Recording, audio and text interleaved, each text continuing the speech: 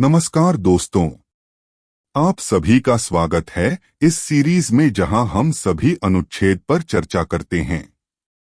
आज हम भारतीय संविधान के एक बहुत ही महत्वपूर्ण और दिलचस्प अनुच्छेद के बारे में बात करेंगे, जिसने भारत के नक्शे को आकार देने में महत्वपूर्ण भूमिका निभाई है।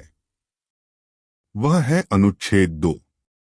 क्या आप जानते हैं कि गोवा, सिक्किम और पुडुचेरी भारत का हिस्सा कैसे बने? इसके पीछे का जवाब है संविधान का अनुच्छेद 2।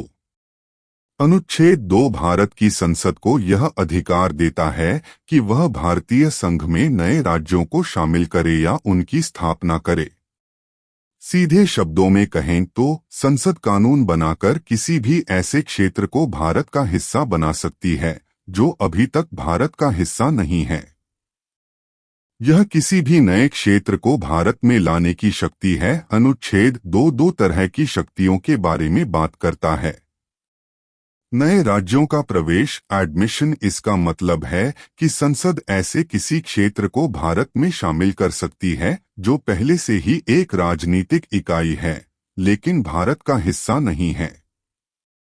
उदाहरण, गोवा को पुर्तगाल से मुक्त कराने के बाद भारत में शामिल करना, सिक्किम को भारत में मिलाना जो पहले एक स्वतंत्र राज्य था। ये सभी प्रवेश के उदाहरण हैं।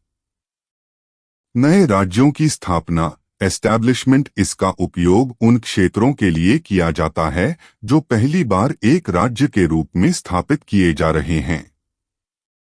अनुच्छेद 2 का सबसे बेहतरीन उदाहरण है सिक्किम का भारत में विलय।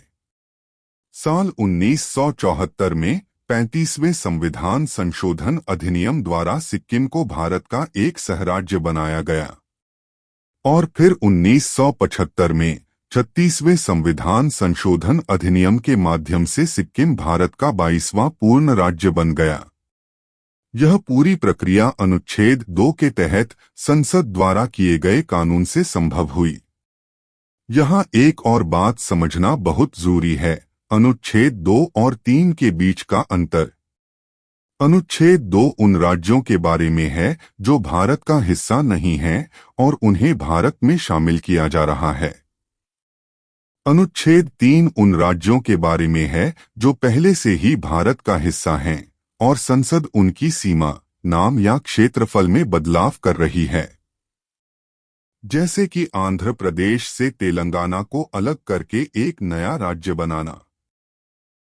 सरल शब्दों में अनुच्छेद 2 भारत को यह शक्ति देता है कि वह अपने भौगोलिक क्षेत्र का विस्तार कर सके और बाहरी क्षेत्रों को कानूनी रूप से भारतीय संघ में शामिल कर सके।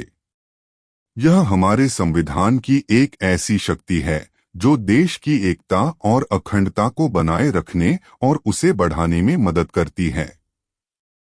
हमारे चैनल को सब्सक्राइब करें और लाइक करें। आपको यह जानकारी कैसी लगी, हमें कमेंट में जरूर बताएं।